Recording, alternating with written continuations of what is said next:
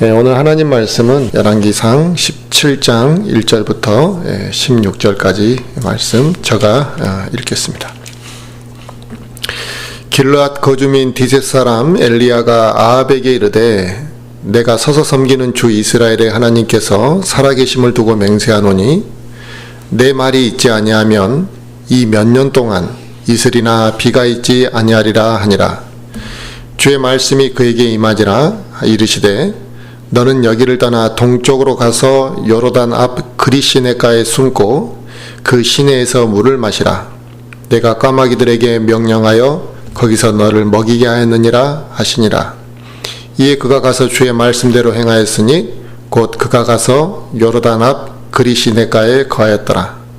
까마귀들이 아침에 빵과 고기를 그에게 가져오고 저녁에 빵과 고기를 가져왔으며 그가 그 시내에서 물을 마셨는데 땅에 비가 내리지 아니하므로 얼마 뒤에 그 시내가 마르니라.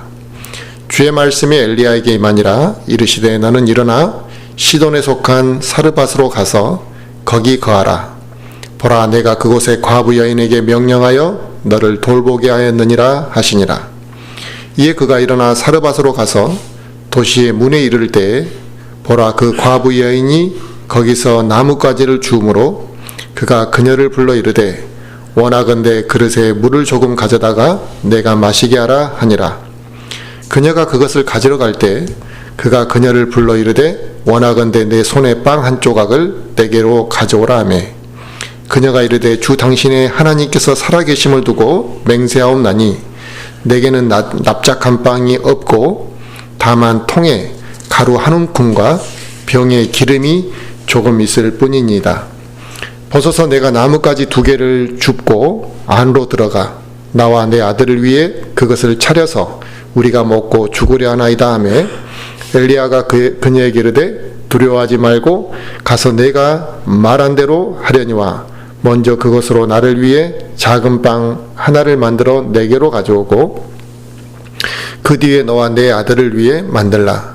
주 이스라엘의 하나님께서 이같이 말씀하시기를 주가 비를 땅 위에 내리는 날까지 가루통이 고갈되지 아니하고 기름병이 마르지 아니하리라 하시느니라 하니라.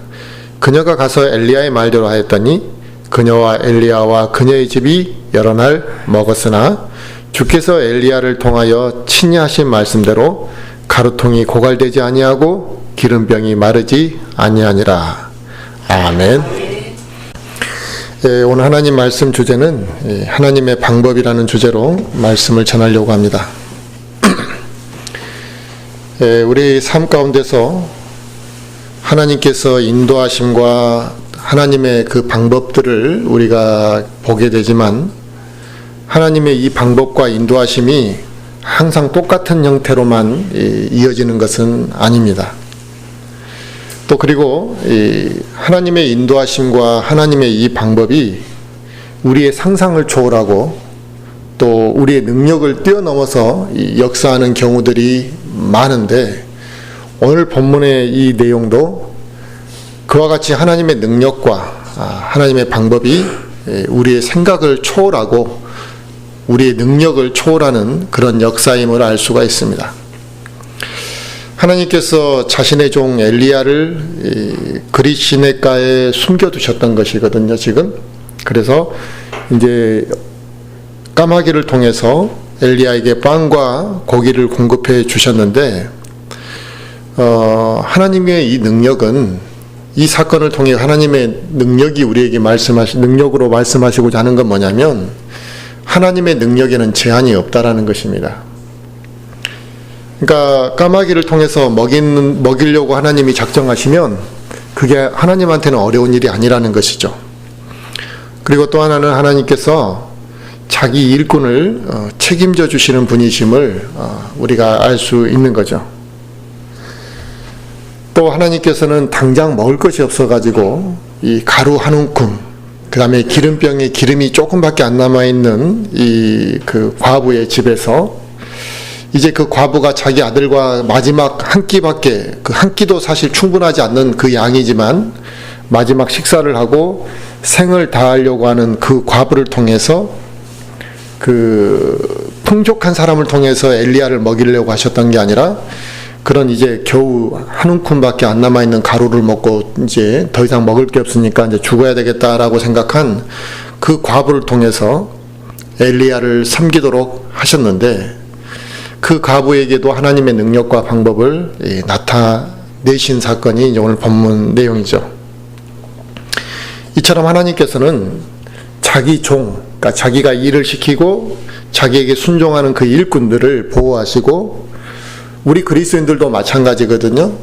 우리가 다 하나님의 자녀가 되었기 때문에 하나님의 자녀들을 인도하시는 이 방법에 있어서 하나님은 이 세상의 어떠한 환경의 제약을 받지 않으신다라는 것이고, 또 하나님은 실수하지도 않으시고, 또 하나님은 모든 것을 알고 계시기 때문에 우리의 상황이 어떻든 간에 그 어떤 상황도 하나님 앞에서는 문제가 될 것이 없다라는 것을 말씀하시고 있는 거죠. 이와 같이 하나님의 능력이 제한이 없고 방해받지 아니하시고 문제가 되지 않는다면 우리가 하나님의 명령과 하나님의 뜻에 어떻게 반응해야 되는지를 알 수가 있는 것입니다. 사실 우리는 의외로 믿음이 부족해서 하나님의 방법을 의심하는 경우들이 굉장히 많습니다. 그래서 하나님의 역사하심을 온전히 우리가 이제 신뢰하지 못하기 때문에 하나님의 그 방법을 신뢰하지 못하면 어떤 현상이 나타나냐면 이제 조급한 마음이 우리에게서 나타나거든요. 그래서 조급한 이 판단, 조급한 행동으로 이 하나님의 그 방법을 이제 기다리지 못하고 의심하면서 그 하나님의 역사를 그르쳐 버리기도 하고, 또 의심하면서 기도하기 때문에 결국 하나님께서 그와 같은 사람에게 오늘같이 놀라운 일들로 역사하지 않으시기 때문에 하나님의 채워주심을 경험하지 못하는 경우들이 있는 것 같습니다. 이 세상 사람들이 우리가 복음을 전하면 그들이 구원을 받아들이지 못하는 사건들이 이 세상에도 우리가 자주 접하잖아요. 그러면 그들이 왜 복음을 받아들이지 않겠습니까? 다른 게 아니라 그들은 하나님이 천지를 창조하시고 하나님께서 예수 그리스도를 이 땅에 보내셨다라는 그 하나님의 방법에 대해서 의심하기 때문에 안 믿는 거거든요. 그 자체가 자기들의 이성과 사고를 벗어나는 일이기 때문에 어떻게 하나님께서 인간의 몸을 입고 오실 수 있겠냐, 어떻게 결혼도 안 한 여자의 몸에서 사람이 태어날 수 있냐, 또 어떻게 죽었던 사람이 다시 3일 만에 부활을 한다는 말이냐, 또 예수님이 십자가에 죽으신 그 피로 어떻게 우리 죄가 용서될 수 있다라는 말이냐, 이러한 전반적인 그런 것들을 인간의 생각에서만 받아들이려고 하다 보니까 의심하는 데서부터 출발하니까 믿지 못하는 거거든요. 성경에 나오는 많은 하나님의 역사하시는 부분들이 있는데 그 성경의 많은 하나님의 일들이 보면 인간의 생각을 벗어나는 일들이고 인간의 능력으로는 도저히 불가능한 일들을 행하신 경우도 많고 우리가 이해할 수 없는 부분들이 많기 때문에 사람들은 하나님이 어떠한 놀라운 일들을 하시겠다고 말하면 그걸 의심하게 되는 거죠. 또 하나님이 어떤 일들을 하신다고 할 때 그 의심을 하는 근거에는 자기 능력으로 그것을 판단하기 때문에 그런 거죠. 자기 능력과 자기 수준으로 이해하려고 하기 때문에 그 하나님의 능력과 방법을 제한하려고 하고 의심하려고 하고 믿지 않으려고 하는 것입니다. 그런데 문제는 뭐냐면 구원받은 그리스도인들, 그러니까 믿음으로 구원을 받았음에도 불구하고 이와 같이 믿음 없는 자세들이 우리에게서 나타나는 것이 문제입니다. 그러니까 하나님을 온전히 신뢰하지 않으면서 하나님을 섬기고 있다라는 것입니다. 그러니까 자기가 지금 의심하면서 하나님을 섬기고 있고 하나님의 그 방법과 하나님의 그 능력에 대해서 신뢰하지 않으면서도 하나님을 섬기고 있다라는 게 지금 문제가 되는 겁니다. 그렇게 하나님을 섬기고 믿음 없이 하나님을 섬기기 때문에 어떤 결과가 나타나느냐? 그에게 믿음의 성장이 없다라는 것입니다. 그 믿음의 경험들을 하고 체험을 통해서 믿음이 계속 자라고 성장해야 되는데, 처음부터 의심하고 하나님을 섬기고 또 하나님의 능력에 대해서 아예 관심 자체도 없다는 거예요. 하나님이 그런 일을 하시든 말든, 오늘 이 과부와 같은 일들, 엘리야를 먹이신 일들이 남일처럼 생각하고 관심이 없다라는 겁니다. 그게 바로 의심이나 마찬가지예요. 그 의심하는 사람이나 관심이 없는 그리스도인이나 별반 다를 게 없다라는 것입니다. 그렇게 하나님을 섬기기 때문에 믿음의 성장이 없는 것이고, 하나님의 말씀을 듣고도 순종하지 못한다는 것이죠. 이처럼 하나님의 능력과 방법에 대해서 온전히 신뢰를 못하는 그리스도인들은 어떤 현상이 있겠습니까? 하나님께 자기 필요를 구하는, 그 사람들도 하나님께 기도를 하겠죠. 근데 자기 필요를 간구해 놓고 무엇인가를 하나님 앞에 기도 제목을 내놓았는데 한 두 번 기도해보고 나서 며칠 기다려봐도 답이 없으면 자연스럽게 기도 안 해버린다는 것입니다. 기도하는 것을 포기하고, 기도를 포기했으니까 이제 그 사람이 어떻게 할 것 같습니까? 이제 자기 마음대로 문제를 해결하려고 하는 거죠. 자기 뜻대로 문제를 해결하려고 하고 육신적인 방법으로 문제를 해결하는데 이제 급급히 한다는 것입니다. 바로 이와 같은 현상들이 우리 그리스도인들에게 나타나고 있는데, 이런 이런 모습들이 나타나는 이유는 결국 하나님의 능력과 하나님의 방법을 신뢰하지 않고 있기 때문이라는 것입니다. 그래서 그런 신뢰와 하나님의 능력에 대한 신뢰와 하나님의 방법에 대한 믿음이 없기 때문에 간구를 할 때 온 마음을 다해서 간구하겠냐 이거죠. 기도하는 모습, 자기 자신의 기도 모습을 보면 알잖아요. 하나님이 반드시 그와 같이 능력을 행하실 거라는 믿음이 있다면 그렇게 기도해라게도 할 수 없는 자세로 기도하는 사람들이 많이 있거든요. 얼마나 대충 기도하고 내가 기도를 얼마나 형식적으로 했는지 관심도 없이 그냥 나 입에서 내뱉었으니까 그게 기도라고 생각하는 사람들이 있습니다. 지금 이 순간 내 자신을 한번 돌아보시기 바랍니다. 나는 하나님의 능력과 방법을 신뢰하며 기도하고 있었는지 한번 돌아보자는 거죠. 그리고 하나님을 신뢰하는 마음으로 내가 간절하게 기도를 하는 그런 시간들이 얼마나 되는지 한번 돌아보시고, 또 하나님의 방법과 능력을 내가 신뢰했다면 당연히 하나님의 그 뜻대로, 하나님이 지시하는 대로 순종하려고도 했어야 되는 거잖아요. 내가 하나님의 능력과 하나님의 방법을 온전히 신뢰하면서 하나님의 뜻대로 순종하려고 했는지 과연 내가 한번 내 자신을 돌아보자는 것이죠. 사실 우리 그리스도인들 모두가 기도를 하고 있지만, 각 사람마다 다 기도를 한다고 기도를 하지만 그 기도가 똑같은 수준의 기도가 아닙니다. 기도의 질이 다르다는 거죠. 어떤 사람은 형편없는 기도를 하는 사람도 있는 것이고, 어떤 사람은 그 기도가 신금을 울리게 기도하는 사람도 있는 거죠. 그러니까 기도의 질이 다르고 기도의 이 무게감이 다르다는 것입니다. 그렇다면 분명히 다 똑같은 기도를 하는 게 아닌데, 나는 내가 드리는 그 기도, 내가 하는 그 기도는 과연 질이 얼마나 질이 있는 좋은 기도고 또 무게감이 있는 기도인지를 무게를 한번 달아볼 수 있다고 한다면, 과연 나는 어떤 기도를 하고 있는지, 내 기도가 얼마나 무게감이 있는지 한번 생각해 볼 필요가 있는 거죠. 하나님의 능력과 방법을 온전히 신뢰하지 못하고 또 기도하는 그 열정이 식어버린다면 그 사람의 기도는 가벼운 기도를 지금 하고 있는 거예요. 기도가 가벼우면 그게 무슨 힘을 발휘하겠습니까? 그런 기도를 하고 있으니까 영적인 문제가 있고 또 영적으로 온전히 자라지 못하는 이 상태가 이제 우리에게서 나타나는 거겠죠. 그래서 영적으로 문제가 있고 영적으로 자라지 못한다면 결국 연약한 그리스도인으로 살아가는 것입니다. 하나님께서는 언제나 우리의 상상을 초월해서 역사하실 수 있고, 또 항상 하나님께서 우리에게 좋은 것들로 채워주시기를 하나님이 원하신다는 것입니다. 그러니까 내가 하나님 나 이런 것이 좋은 걸로 얻고 싶어요 라고 하지만 하나님께서도 나에게 좋은 걸로 주시려고 한다는 것입니다.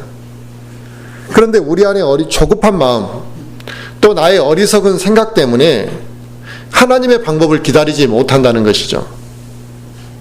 그리고 하나님의 방법에 대한 관심이 없습니다.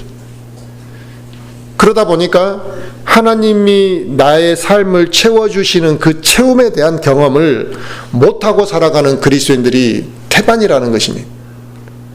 어쩌다 한번 일생에 딱 한두 번 하나님이 기도응답해 주시는 분이 아니신데, 일생에 그 한두 번 기도응답해 주신 것만 갖고 하나님이 나에게 기도응답해 주신 것처럼 이야기하는 그런 사람들이 많잖아요. 오늘 본문에 나온 이 하나님의 사람 엘리야는 그 사람이 처한 상황을 보면 이렇게 느긋하게 할 수 있는 상황은 아니었어요. 그런데도 조급함이 없었고 흔들림도 없었고 하나님이 명령하시면 명령하신 대로 그대로 순종하는 모습을 우리가 볼 수 있습니다. 하나님께서 엘리야에게 아합 왕에게 가서 말하라고 하면 갔다는 거예요. 지금 잘못하면 목숨이 위태로울 상황인데도 불구하고 하나님의 명령대로 했습니다. 그리고 너는 저 그릿 시냇가에 가서 숨어 있으라고 하면 그냥 아무 말 없이 가서 순종하고 숨어 있었습니다. 하나님께서 까마귀를 통해서 내가 너를 먹이겠다고 이야기했을 때 그는 의심 없이 하나님이 그렇게 하실 거라고 믿었다는 것이죠. 우리도 이 엘리야처럼 하나님의 능력과 방법을 좀 신뢰하면 안 되냐 이거죠. 우리는 왜 엘리야와 같이 하나님이 말씀하시면 그 하나님의 능력과 방법을 신뢰하지 못하느냐 이거죠. 왜 하나님이 명령하시면 그 명령대로 우리는 살려고 하지 않느냐는 것이죠. 만약에 우리도 엘리야와 같이 하나님의 능력과 방법을 신뢰하고 하나님의 명령대로 순종하고 살아간다면 하나님이 반드시 우리의 삶의 모든 것들을 책임져 주시고 인도하실 겁니다. 오늘 본문 내용은 이스라엘 백성들이 이 아합 왕을 통해서 이 아합 왕의 통치하에서 이 타락의 길을 걸어가니까 하나님께서 이 선지자 엘리야를 보내셔서 그들에게 심판을 선포하시는 내용에서부터 시작이 되는 겁니다. 그래서 뭐라고 심판을 했냐면 너희가 거하는 그 이스라엘 땅에 수년 동안 비가 내리지 않을 거다. 근데 비만 내리지 않는 게 아니라 이슬조차도 내리지 않을 거라는 것입니다. 그러니까 물이라고는 단 조금도 너희가 경험할 수 없게 될 거라는 것을 이야기하는 거죠. 야고보서 5장 17절에도 이와 같은 심판의 내용이 잠깐 나오는데 이 내용을 인용하고 있습니다. 잠깐 보면 야고보서 5장 17절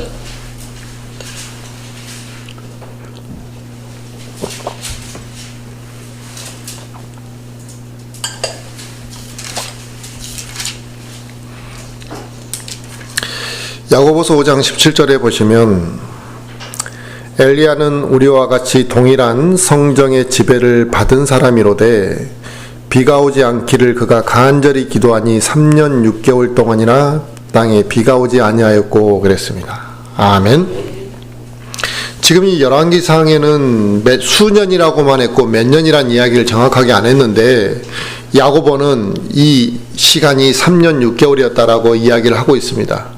그러니까 엘리야가 간절히 기도를 했더니 땅에 3년 6개월 동안 비가 오지 않았고 이슬도 내리지 않았다는 것입니다. 3년 6개월 동안 그 땅에 비가 내리지 아니하고 이슬이 내리지 않았다면 어떻게 됐을까라는 걸 한번 생각해 볼 수 있는 거잖아요.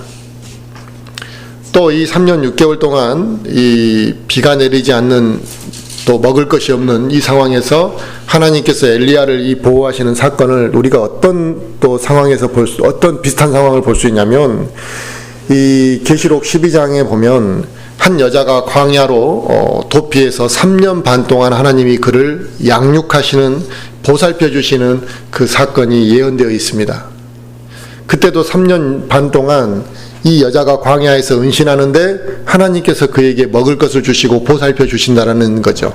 그러면 그 사건이 오늘 본문의 사건과 모습이 많이 좀 비슷한 모습이 있잖아요. 그래서 교리적으로 보면 계시록 12장에 나와 있는 이 대환란 때의 이스라엘 민족을 하나님께서 섭리적으로 보여주시는 그 사건이 예표적인 사건이 또 오늘 이 열왕기상 사건하고 일맥한 내용이 됩니다. 그래서 3년 6개월이라는 시간 동안 비가 오지 않았다라는 것은 엄청난 고통이죠. 우리가 여름에 단 2개월만 비가 오지 않아도 하늘을 쳐다보게 됩니다. 언제 비가 내리나 하고, 또 비가 좀 왔으면 좋겠다고 걱정하는 것이죠. 그런데 3년 6개월이라는 동안 비가 내리지 않았을 뿐만 아니라 이슬도 내리지 않았다면 그 땅은 더 이상 경작이 불가능한 땅이 돼버리는 거거든요. 그러면 먹을 것이 없었겠죠? 먹을 것만 없는 게 아니라 마실 물조차 없는 상황이 되었다고 생각해 보면 사람과 동물은 이제 죽을 날을 기다릴 수밖에 없는 그 상황에, 극한 상황에 처한 겁니다.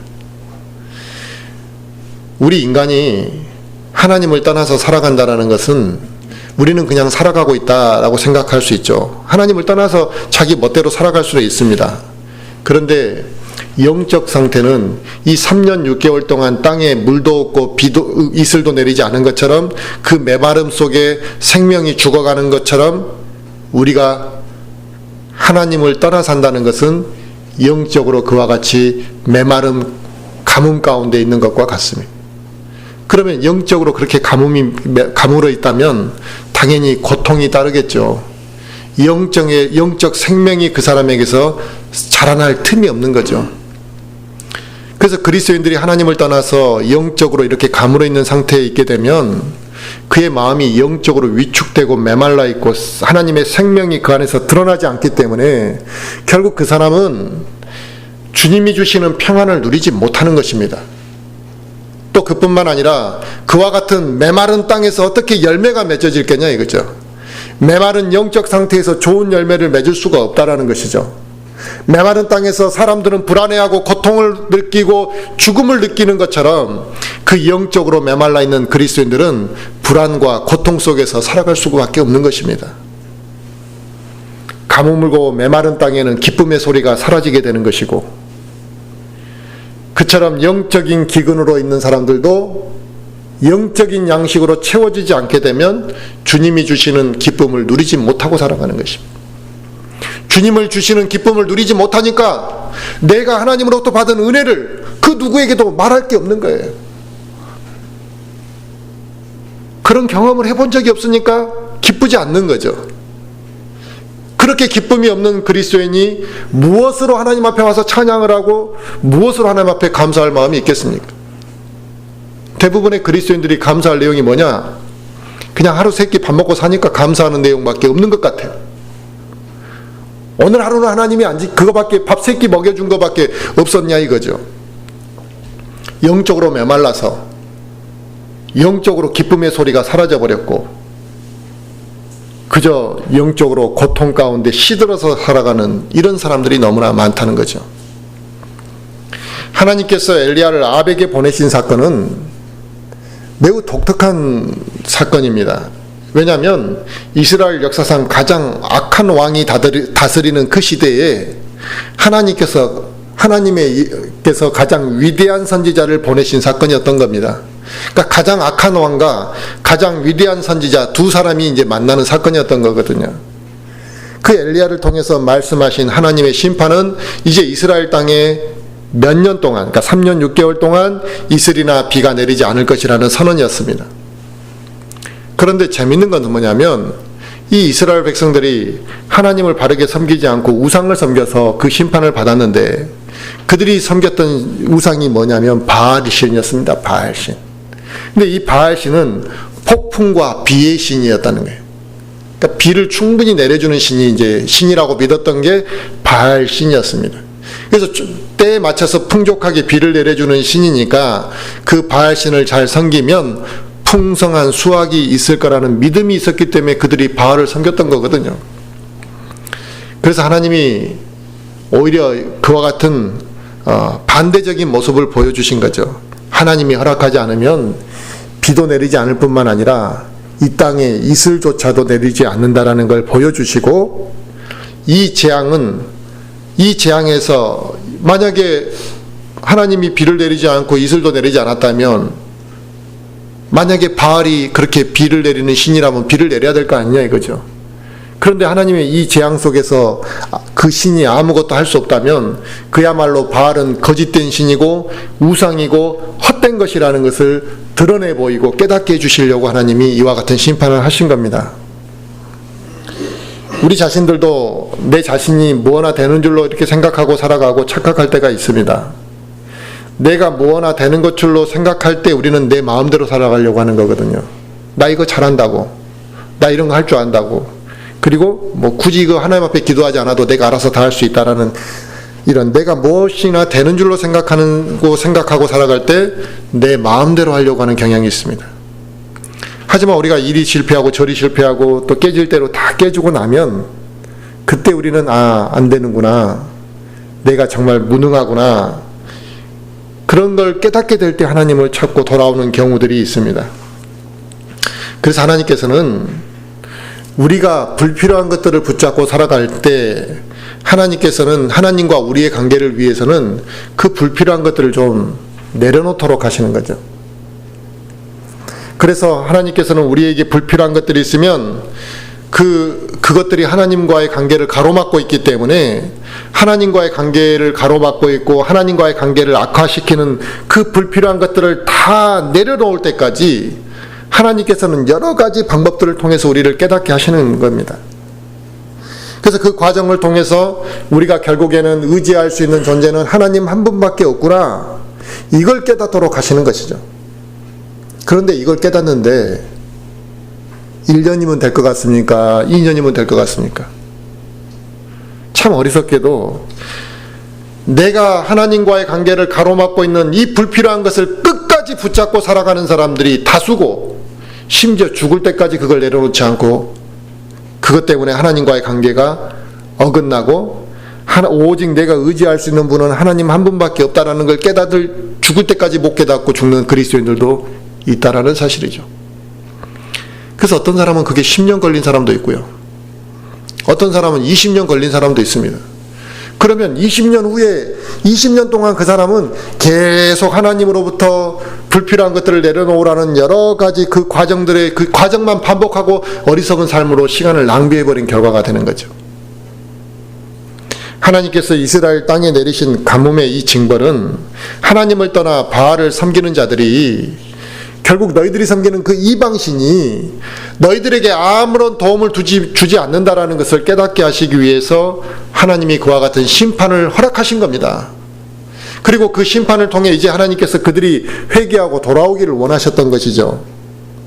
지금 이 시대에 그리스도인들이 겪는 많은 고난 가운데는 어떤 고난을 겪게 되냐면, 자기 자신을 의지하고 세상을 사랑했던 그 그리스도인들에게 결국 너희가 의지하는 그 세상이 너희에게 안식을 주는 것이 아니라, 너희가 그렇게 갈급하고 찾는 그것들이, 이 세상의 것들이 너희에게 기쁨을 주는 것이 아니라는 것을 깨닫게 하시려고 하나님이 우리에게 고통을 허락하시는 경우들이 있다는 것입니다. 그래서 결국 그들이 하나님께로 돌아오도록 하는 방법으로 그 고난을 사용하시기도 합니다.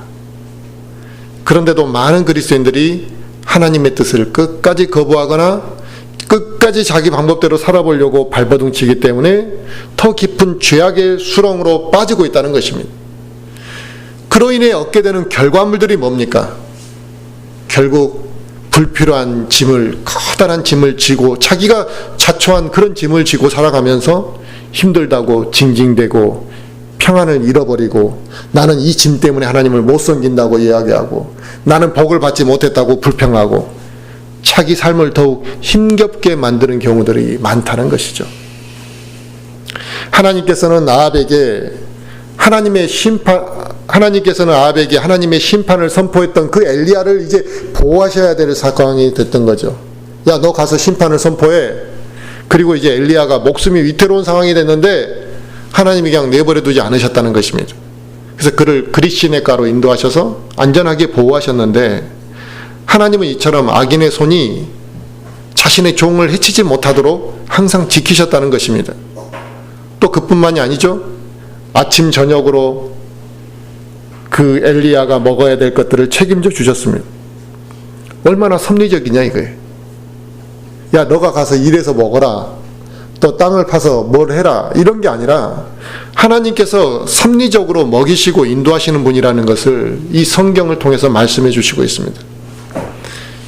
이게 하나님의 성품인데, 이 하나님의 성품을 모르고 있고 또 이 어리석고 무지한 자들은 하나님이 무엇인가를 나에게 말씀하시려고 하면 부담부터 갖는 경우들이 있습니다. 왜 부담을 갖는지 아세요? 하나님이 자기에게 뭔가 좀 감당하기 힘든 일을 시킬까 봐 부담을 갖는 거죠. 무리한 요구를 하지 않을까라는 그런 걱정을 하는 사람도 있습니다. 그러나 하나님은 언제나 더 많은 걸 우리에게 주시거나 더 좋은 것을 우리에게 주시기를 원했지 이유 없이 우리에게 힘든 일을 시킨 적은 없으실 겁니다. 또 하나님은 우리에게 값없이 일을 시키지 않는 분이라는 겁니다. 엘리야는 이 하나님의 성품을 잘 알고 있었겠죠. 그래서 그는 어떠한 상황이 되었다 할지라도 하나님의 그 주권을 인정하고 하나님의 능력을 신뢰했기 때문에 하나님이 자기가 생각할 때는 너무 어렵고 얼토당토하는 일을 시켰다 할지라도 거기에 단 한 번의 이의를 제기하지 않았고 심지어 두려워하지도 않았다는 것입니다. 그에 반해 우리는 어떻습니까? 조금만 힘들어도 어떻게 반응합니까? 조금만 내가 원하는 것이 늦어지고 시간이 지체되면 우리는 당장 의심을 품습니다. 또 불안해합니다. 내가 원하는 것들이 드러나지 않으면 우리는 불만도 토로합니다. 내가 하고 싶은 일이 아니면 하나님의 그 말씀이라 할지라도 우리는 기쁨으로 순종할 마음이 없다라는 것이죠. 지금 당장 하나님께서 나에게 무엇을 하라고 명령하셨을 때 예라고 대답하며 하나님의 말씀에 순종할 수 있는 그리스도인들이 몇 명이나 있겠습니까? 만약 우리가 예라고 하나님의 명령에 예라고 대답하지 못하는 이유는 왜 예라고 대답을 하지 못할까요? 하나님께서 함께 하실 것이라는 믿음이 우리에게 없기 때문에 그런 거죠. 하나님께서 그 문제를 내가 해결하는 것이 아니라 하나님께서 해결해 주실 것이라는 그 믿음이 우리에게 없기 때문에 그런 거죠. 그리고 하나님이 명령하셨을 때 그 명령을 듣는 순간부터 우리는 의심하기 때문에 우리는 쓸데없는 걱정을 하고 고민을 하고 잘못된 믿음의 자세를 갖고 있기 때문에 예라고 대답하지 못하는 것이죠. 엘리야가 하나님의 명령을 따를 때 하나님 그럼 저는 이거 해주세요 이런 말 안 했잖아요. 그런데도 하나님께서 다 그 적합한 것들로 먹이시고 보살펴 주셨던 것처럼 하나님께서는 우리의 필요를 왜 모르시겠느냐 이거죠.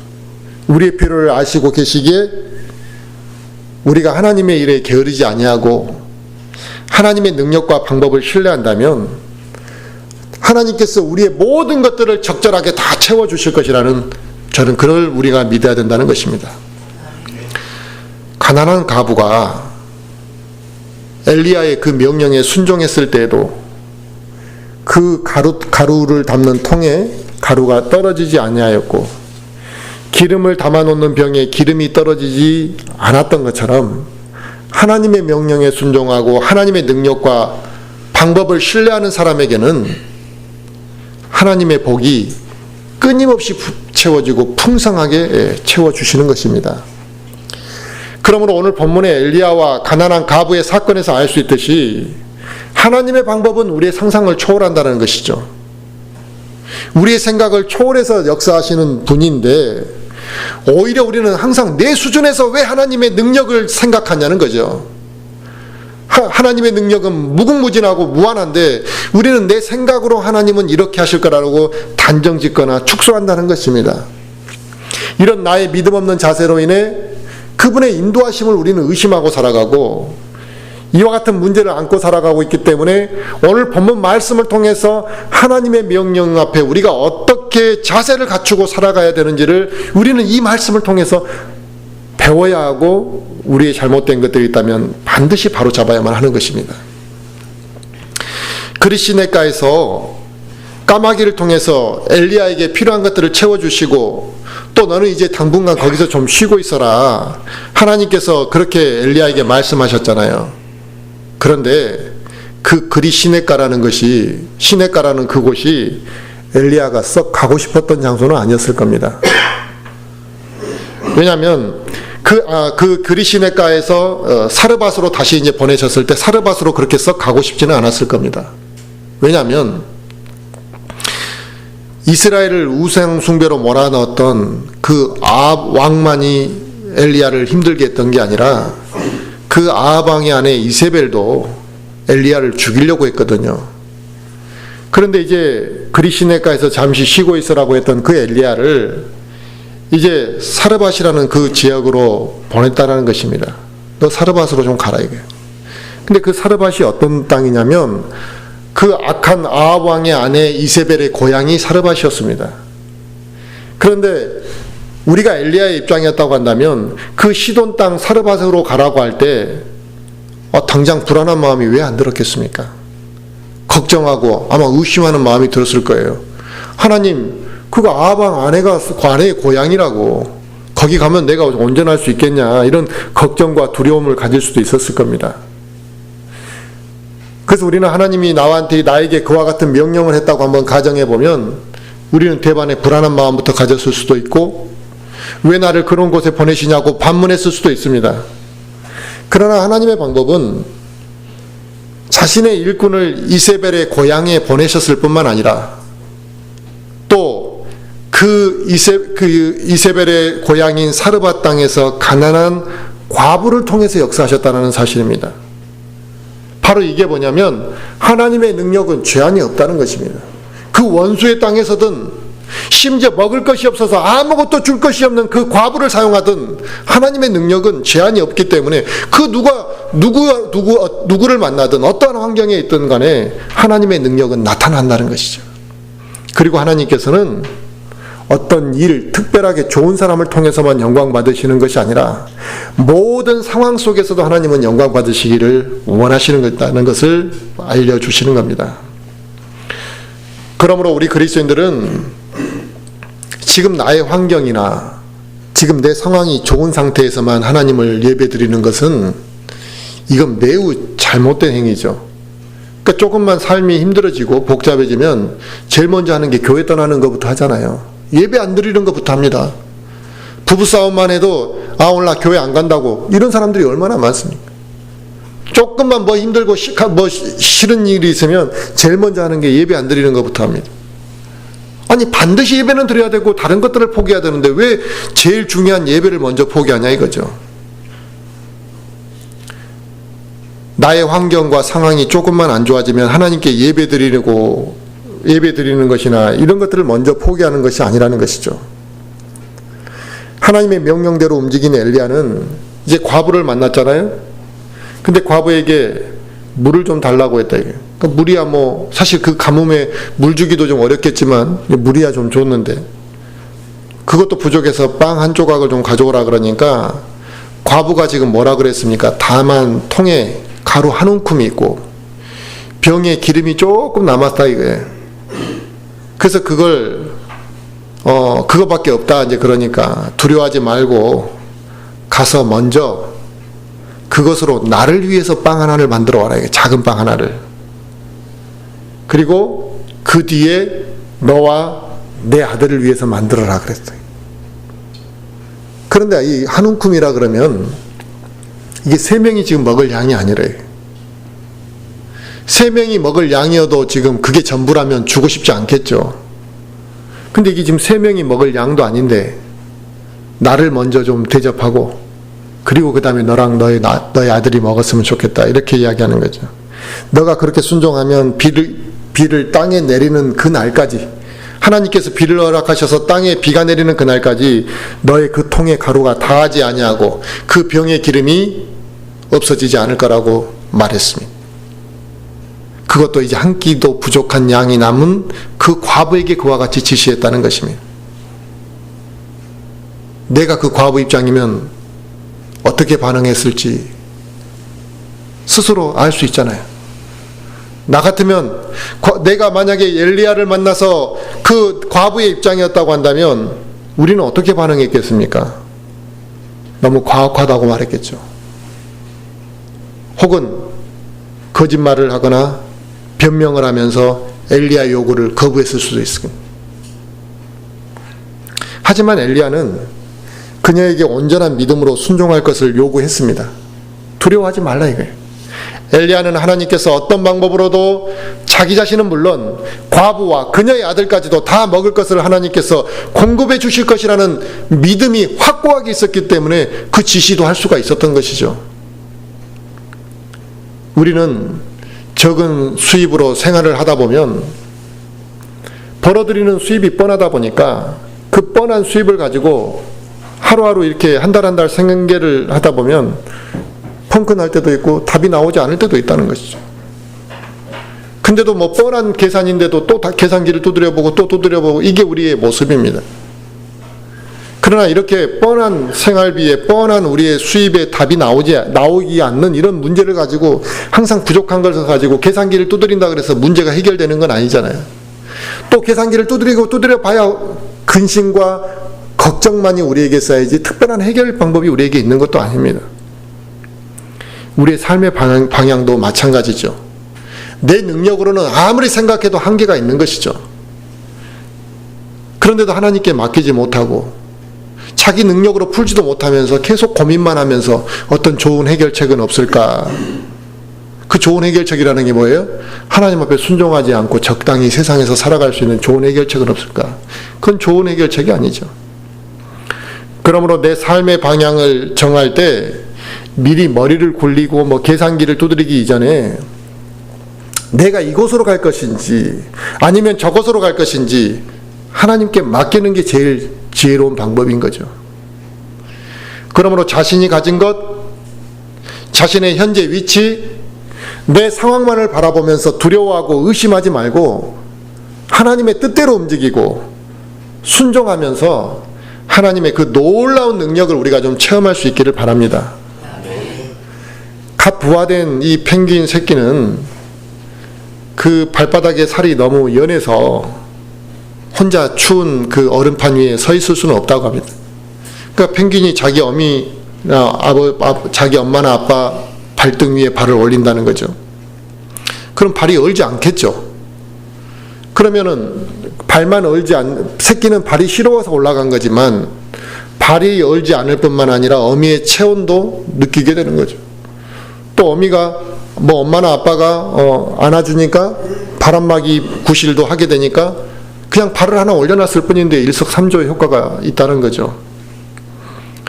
우리가 하나님께 내 인생을 맡기는 것도 그와 같은 것 같습니다.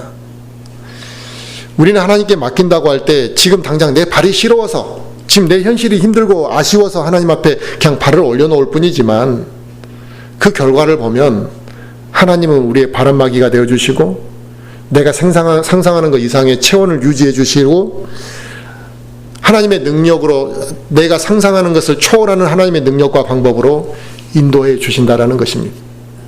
그런데 그 발을 못 올려놓는다는 거죠.